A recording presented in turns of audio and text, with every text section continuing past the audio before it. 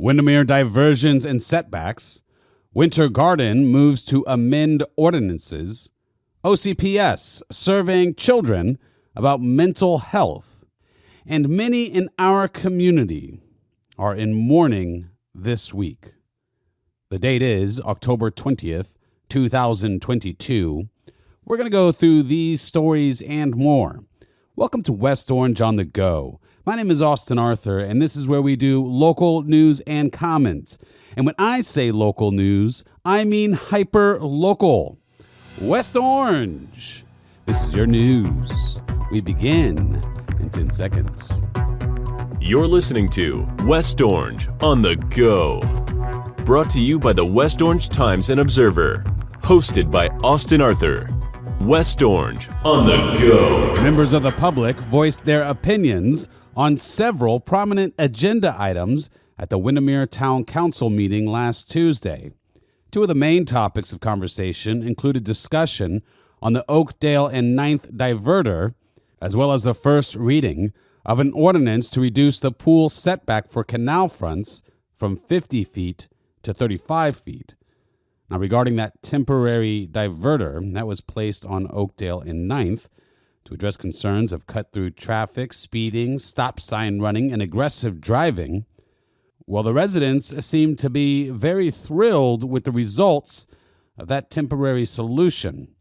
Now, regarding that setback, the change is not looking likely, so the story is, unlike the surrounding areas of Ocoee, Winter Garden, and Claremont, which have a setback of 25 feet, the town of Windermere has a 50-foot setback for waterfront lots.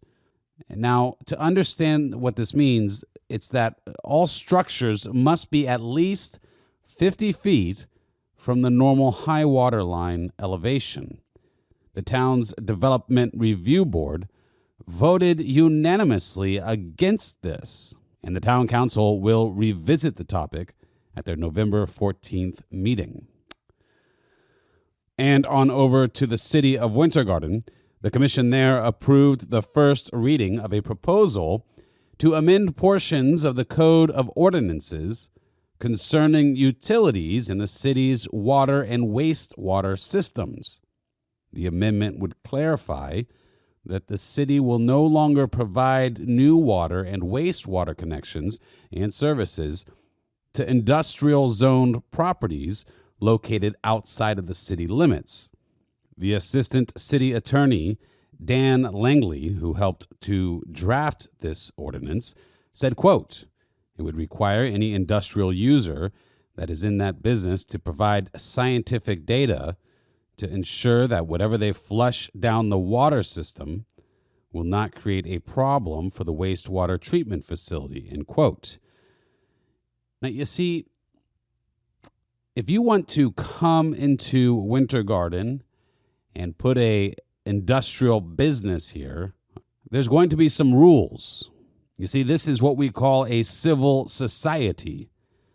Just because you have rights to a lease, or even if you own the property, that doesn't mean you get to do whatever you want. A civil society has a say, and so does the incorporated city of Winter Garden. Now, we do not allow just for anything to get dumped into our water system.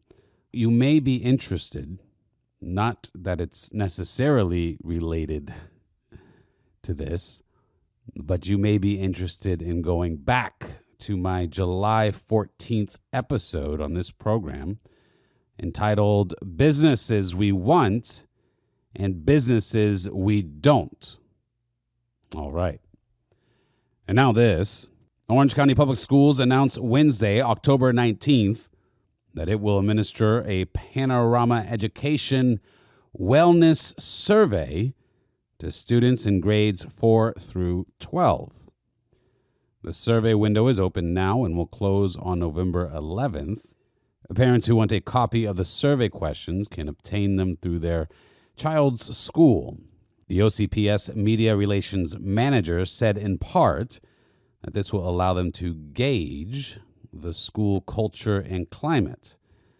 Now, for the past 2 years, OCPS has surveyed students in grades 3 through 12.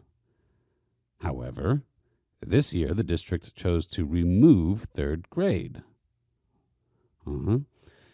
OCPS contracts with Panorama Education for the administration of the Fall Student SEL Survey. The total annual cost of this contract is $524,900, over $500,000. This year's cost is paid using funds from the Elementary and Secondary School Emergency Relief Fund. Let me read that again here. Let's see a little bit more from the top. This is for the contract for Panorama Education for the $500,000 for the mental health surveys. And that is paid using funds from the Elementary and Secondary School Emergency Relief Fund. Okay. You know,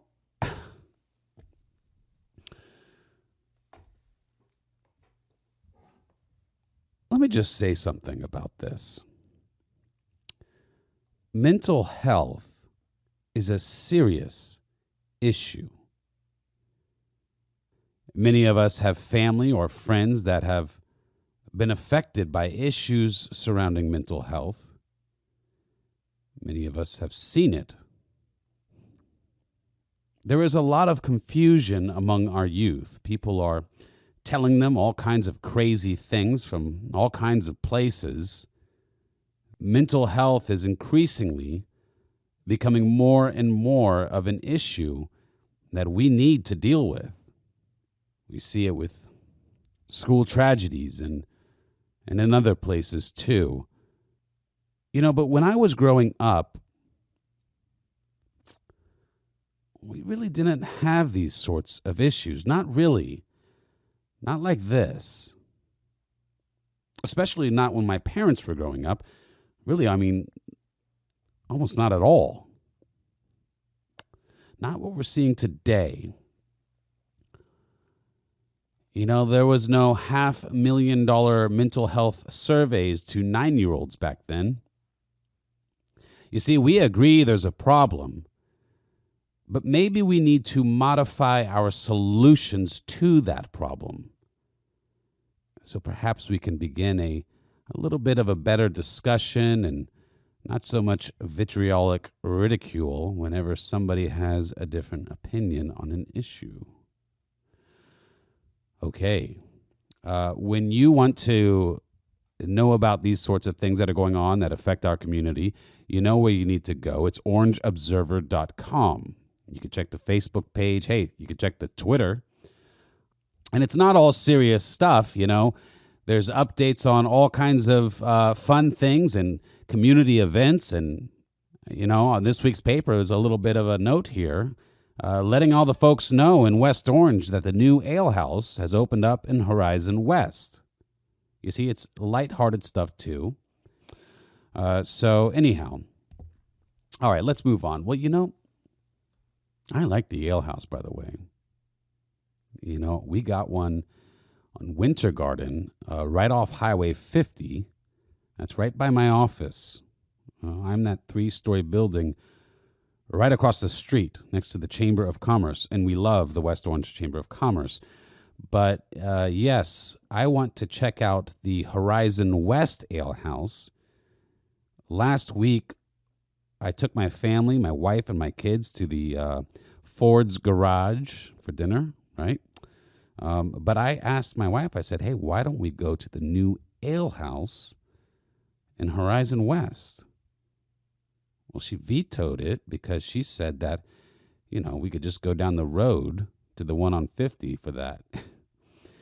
But I really don't agree. I think that, you know, we love all of West Orange. We like to try the different things. And I feel like Horizon West would be a little different from the one in Winter Garden, you know, its own character. So we'll see. Maybe I'm going to tell her I brought this up on the program, and then maybe she'll be compelled to let us try that, to not veto my Alehouse Horizon West request. We're going to try that. All right, let's get going here. Well, the final page that we're going into right now, it's a little bit of a heavy one. So let's transition into that. Windermere High School honored the Pine family before its football game on Friday, October 14th. The Wolverines play their games at Deputy Scott Pine Community Park, named for the Orange County Deputy Sheriff who was murdered in the line of duty in 2014. Back in 2014, Haley Pine was just 6 years old when her father was shot and killed on duty. Her brothers Riker and Maddox were just 4 years old and 14 months old. Her mother, Bridget Pine, was a widow at the age of 34. Today, 8 years later, Scott Pine remains a part of their daily lives through photographs, stories, and the occasional cookie cake, Scott's favorite dessert. Haley is now 14, Riker 13, and Maddox 9. Bridget Pine wants people to remember her husband and his sacrifices, and she and her children continue to accept invitations to honor him. The most recent event was held Friday night at Deputy Scott Pine Community Park in Horizon West, where the Windermere High School Wolverines play their home football games. Bridget and her 3 children were introduced before the game. She tossed the coin and spoke to some of the football players. The family accepted a football signed by the senior players, and then Maddox took his place among the players to run through the tunnel to signal the start of the game. Mrs. Bridget Pine said that the experience was, quote, so impactful for the family. Also present were several members of the sheriff's office and Scott Boyd, the former Orange County commissioner who proposed the park's name. Now, the piece goes on and is written by Amy QUESINBERRY. Tough to read in some parts, but inspiring. I know the Pines personally. They have been part of our gym, Gymnastics USA, since 2014. And we are very blessed to have had all of their children heavily involved in our programs. And God bless them, and God bless Scott Pine, a real hero. The past several days have been a bit tough for many in West Orange. We lost some very good people, some very known people, positive influences within our community. When we lose someone, it's often very difficult because they left too early, that they were not ready, that they were too young, that their time was cut short. Other times we lose friends and family that had, a long life. Longevity had its place, as MLK once said. But it's still very hard. Hard because, perhaps we've known them for our whole lives in many cases. Hard because we still need them in our life in many cases. Hard because we don't want them to go. We love them too much to let them go. This is where faith becomes critical. Amy QUESINBERRY, our own Amy QUESINBERRY, you all know her. She's been writing to us, about us, for over 30 years. Her mother passed away. She was 91 years old. GLORIA Jean QUESINBERRY. Gloria spent hours volunteering throughout her adult life in schools as a homeroom mom and in PTA, at the West Orange Christian Service Center, with the Bloom and Grow Garden Society, and at her church.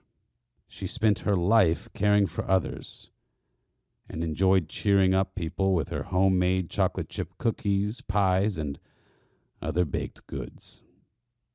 Gloria was preceded in death in 2017 by her husband of 52 years, former Winter Garden Mayor Jack QUESINBERRY, and her sister Becky Casey.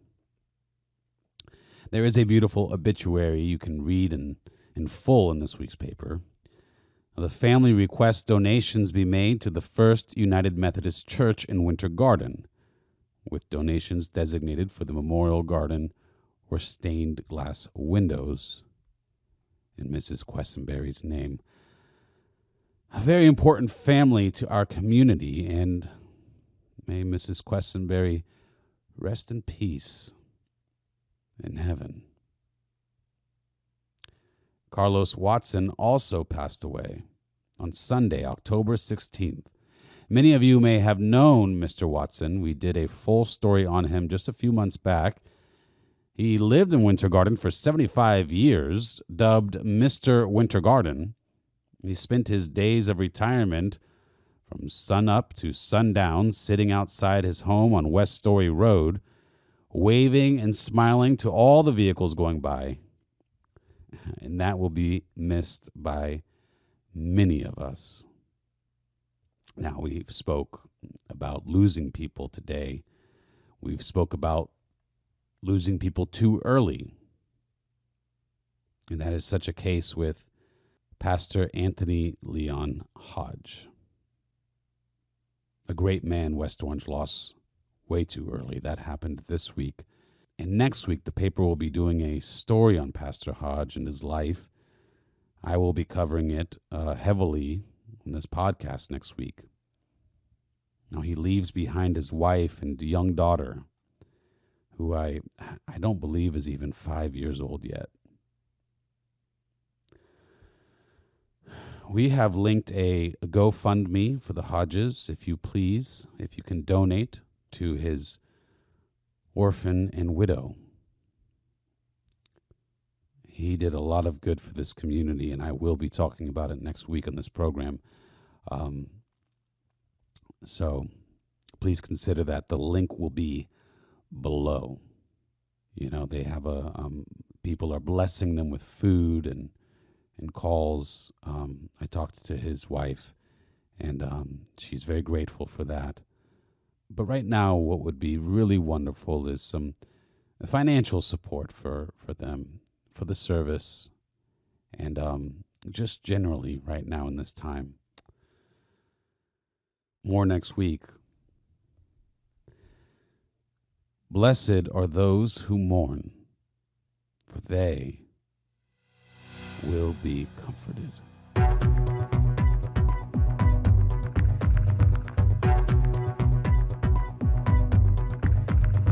This has been Austin Arthur with the West Orange Times and Observer. And until next week, have a happy and blessed weekend. West Orange on the Go is brought to you by the West Orange Times and Observer. Hosted by Austin Arthur. West Orange on the Go.